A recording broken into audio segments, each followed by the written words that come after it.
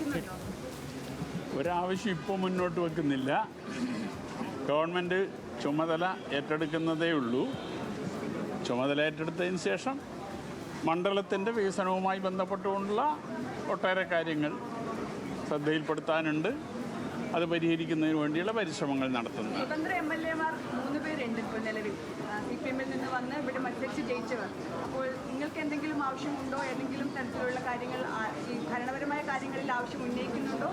അതോ സപ്പോർട്ട് കൊടുത്ത് നിൽക്കുക എന്നുള്ളതാണോ നിലപാട്? അല്ല, ഞങ്ങൾ അങ്ങനെ ഒരു കൂടിയാലോചന നടത്തിയിട്ടില്ല. എനിക്കങ്ങനെ ഒരു നിലപാടില്ല.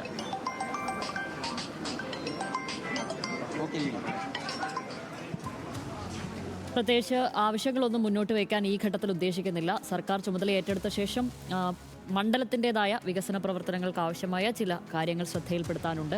ആ കാര്യങ്ങൾ ശ്രദ്ധയിൽപ്പെടുത്തും. അല്ലാതെ ഈ ഘട്ടത്തിൽ അങ്ങനെ ഒരു നിലപാടിലേക്കില്ല.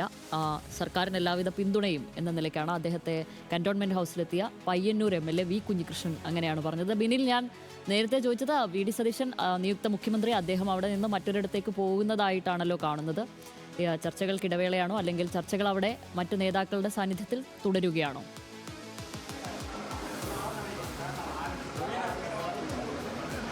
നിലവിൽ ഒരു ചെറിയ ഇടവേള എന്ന് പറയേണ്ടിയിരിക്കുന്നു. അദ്ദേഹം പോയത് എനിക്ക് തോന്നുന്നു ഒരുപക്ഷെ നേരത്തെ അറിയിച്ചത് ലീഗ് നേതാക്കളുമായി കൂടിക്കാഴ്ച നടത്തും എന്നാണ് അത് അറിയിച്ചിരുന്നത്. അവിടേക്കാകും അദ്ദേഹം പോയിരിക്കുന്നതെന്നാണ് മനസ്സിലാക്കാൻ കഴിയുന്നത്. അങ്ങനെയെങ്കിൽ ലീഗുമായി ആ ചർച്ചകളാണ് നടക്കുക. ലീഗുമായി ഈ 5 മന്ത്രിസ്ഥാനത്തിൽ ചില തർക്കങ്ങൾ, പൂർണ്ണമായും തർക്കങ്ങളെന്ന് പറയാൻ കഴിയില്ല, അവരുടെ ആവശ്യമാണ്. അത് ചിലപ്പോൾ അംഗീകരിക്കും എന്നൊക്കെ VD സതീശൻ പറഞ്ഞതാണ്. പ്രത്യേകിച്ച് ചരിത്ര ഭൂരിപക്ഷമാണ് അവർക്ക് UDF-ന് ലഭിച്ചത്.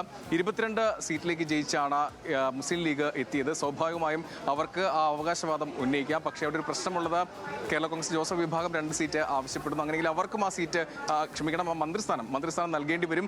അങ്ങനെ മന്ത്രിസ്ഥാനം നൽകുകയാണെങ്കിൽ 21-ൽ ഈ മന്ത്രിമാർ നിൽക്കില്ല, കൂടുതൽ ആളുകൾ വരും അവിടെ. അങ്ങനെയെങ്കിൽ മാണി സി കാപ്പനും CP ജോണിനും അവിടെ ടേം വ്യവസ്ഥയിലൊക്കെ നൽകേണ്ടി വരും. ഇരുവരും പ്രതികരിച്ചത്, മാണി സി കാപ്പനും CP ജോണും പ്രതികരിച്ച കാര്യം, അങ്ങനെ ടേം വ്യവസ്ഥയൊന്നും പറഞ്ഞിട്ടില്ല, അങ്ങനെ അറിയിച്ചിട്ടില്ല, ചർച്ചകൾ ഇല്ല എന്നാണ് പറഞ്ഞത്. അപ്പോൾ ഒരു കാര്യം ഉറപ്പാണ്, അവർ ആഗ്രഹിക്കുന്നു, 5 വർഷവും മന്ത്രിസ്ഥാനത്തേക്ക് ഇരിക്കാൻ ആഗ്രഹിക്കുന്നു. പ്രത്യേകിച്ച് മാണി സി കാപ്പൻ പാലായിൽ നിന്ന് ജയിച്ചു വന്ന ആളാണ്. KM മാണിക്ക് ശേഷം പാലായിൽ നിന്ന് ഒരു മന്ത്രി എന്നൊക്കെ അദ്ദേഹം സ്വപ്നം കാണുന്നുണ്ടായിരിക്കാം. എന്തായാലും അത്തരം ചർച്ചകൾ തുടരുകയാണ്.